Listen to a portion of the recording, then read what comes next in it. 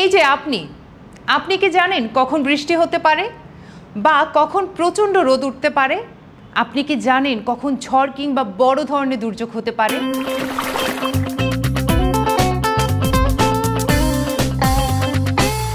আবহাওয়ার পূর্বাভাস হচ্ছে আগামীকাল বা আগামী 3 থেকে 7 দিন অথবা আগামী মৌসুমে আবহাওয়া কী রকম থাকতে পারে সেটা অনুমান করা।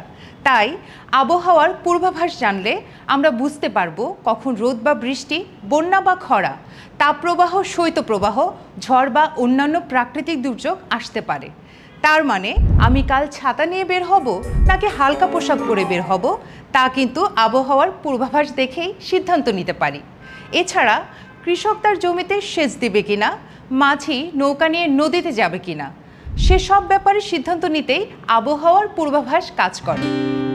তাই ঝড় বৃষ্টি ও অন্যান্য প্রাকৃতিক দুর্যোগ থেকে বাঁচতে আবহাওয়ার পূর্বাভাস জানতে হবে।